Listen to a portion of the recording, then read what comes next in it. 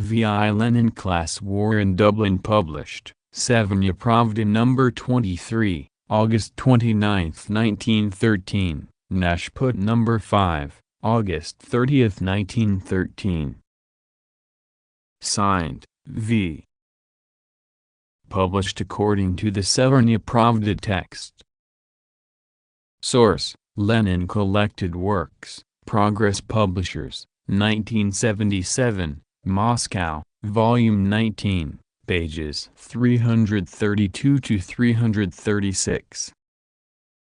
Translated: The late George Hanna transcription / markup, R symbol of public domain, Lenin Internet Archive. You may freely copy, distribute, display and perform this work, as well as make derivative and commercial works. Please credit Marxist's Internet Archive as your source. Read me. In Dublin, the capital of Ireland, a city of a not highly industrial type, with a population of 500,000, the class struggle, which permeates the whole life of capitalist society everywhere, has become accentuated to the point of class war. The police have positively gone wild. Drunken policemen assault peaceful workers, break into houses, torment the aged, women and children. Hundreds of workers have been injured and 2 killed, such are the casualties of this war. All prominent workers' leaders have been arrested. People are thrown into prison for making the most peaceful speeches. The city is like an armed camp. What has happened? How could such a war have flared up in a peaceable, cultured, civilized free state? Ireland is something of a British Poland, only rather more like Galicia than the Poland represented by Warsaw, Lodz, and Dąbrowski.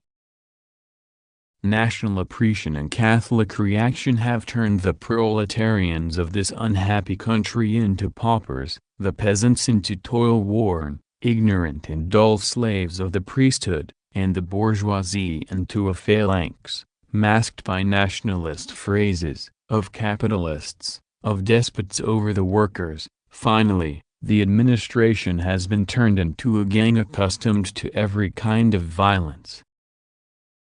At the present moment the Irish nationalists, i.e., the Irish bourgeoisie, are the victors. They are buying up the lands of the English landlords, they are getting national self-government, the famous Home Rule for which such a long and stubborn struggle has been going on between Ireland and England. They will freely govern their own country jointly with their own Irish priests. Well, this Irish nationalist bourgeoisie is celebrating its national victory, its maturity in affairs of state by declaring a war to the death on the Irish labor movement. An English Lord Lieutenant lives in Dublin, but in fact he has less power than the Dublin capitalist leader, a certain Murphy, publisher of the Independent My, principal shareholder and director of the Dublin Tramways, and a shareholder in many capitalist enterprises in Dublin. Murphy has declared, on behalf of all the Irish capitalists, of course, that he is ready to spend £750,000, nearly 7 million rubles, to destroy the Irish trade unions. And these unions have begun to develop magnificently. The Irish proletariat, awakening to class consciousness, is pressing the Irish bourgeois scoundrels engaged in celebrating their national victory. It has found a talented leader in the person of Comrade Larkin, secretary of the Irish Transport Workers' Union.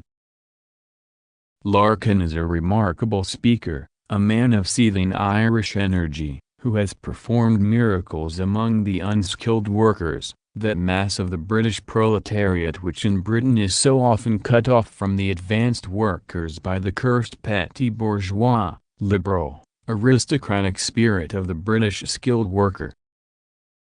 A new spirit boss been aroused in the Irish workers' unions. The unskilled workers have brought unparalleled animation into the trade unions. Even the women have begun to organize, a thing hitherto unknown in Catholic Ireland. So far as organization of the workers is concerned, Dublin looks like becoming one of the foremost towns in the whole of Great Britain. The country that used to be typified by the fat, well-fed Catholic priest and the poor, starving, ragged worker who wore his rags even on Sunday because he could right afford Sunday clothes, that country, though it bears a double and triple national yoke, has begun to turn into a country with an organized army of the proletariat.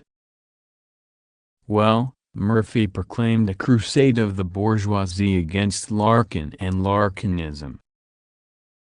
To begin with, 200 tramwaymen were dismissed in order to provoke a strike during the exhibition and embitter the whole struggle.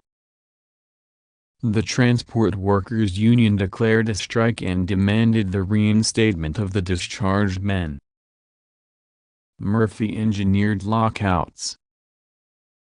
The workers retaliated by downing tools. War raged all along the line. Passions flared up. Larkin, incidentally, he is the grandson of the famous Larkin executed in 1867 for participating in the Irish liberation movement, delivered fiery speeches at meetings. In these speeches he pointed out that the party of the English bourgeois enemies of Irish Home Rule was openly calling for resistance to the government, was threatening revolution, was organizing armed resistance to Home Rule, and with absolute impunity was flooding the country with revolutionary appeals. But what the reactionaries, the English chauvinists Carson, Londonderry and Bonar Law, the English Purishkevishes, the nationalists who are persecuting Ireland, may do, the proletarian socialists may not. Larkin was arrested. A meeting called by the workers was banned. Ireland, however, is not Russia. The attempt to suppress the right of assembly evoked a storm of indignation. Larkin had to be tried. At the trial Larkin became the accuser and, in effect, put Murphy in the dock. By cross-questioning witnesses Larkin proved that Murphy had had long conversations with the Lord Lieutenant on the eve of his, Larkin's, arrest. Larkin declared the police to be in Murphy's pay, and no one dared gainsay him. Larkin was released on bail. Political liberty cannot be abolished at one stroke. Larkin declared that he would appear at a meeting no matter what happened. And indeed, he came to one disguised, and began to speak to the crowd. The police recognized him, seized him and beat him up. For 2 days the dictatorship of the police truncheon raged, crowds were clubbed, women and children were brutally treated. The police broke into workers' homes. A worker named Nolan, a member of the Transport Workers' Union, was beaten to death. Another died of injuries. On Thursday, September 4, August 22, 0s, Nolan's funeral took place. The proletariat of Dublin followed in a procession 50,000 strong behind the body of their comrade. The police brutes lay low, not daring to annoy the crowd, and exemplary order prevailed. This is a more magnificent demonstration than when they buried Parnell, the celebrated Irish nationalist leader, said an old Irishman to a German correspondent. The Dublin events mark a turning point in the history of the labour movement and of socialism in Ireland. Murphy has threatened to destroy the Irish trade unions. He has succeeded only in destroying the last remnants of the influence of the Irish nationalist bourgeoisie over the Irish proletariat. He has helped to steal the independent revolutionary working class movement in Ireland, which is free of nationalist prejudices. This was seen immediately at the Trades Union Congress, which opened on September 1, August 19, 0. In Manchester. The Dublin events inflamed the delegates, despite the resistance of the opportunist trade union leaders with their petty bourgeois spirit and their admiration for the bosses. The Dublin workers' delegation was given an ovation. Delegate Partridge, chairman of the Dublin branch of the Engineers Union, spoke about the abominable outrages committed by the police in Dublin. A young working girl had just gone to bed when the police raided her house. The girl hid in the closet, but was dragged out by the hair. The police were drunk. These men, if one may call them such, beat up 10-year-old lads and even 5-year-old children. Partridge was twice arrested for making speeches which the judge himself admitted were peaceful. "I am sure," said Partridge, "that I would now be arrested if I were to recite the Lord's Prayer in public." The Manchester Congress sent a delegation to Dublin.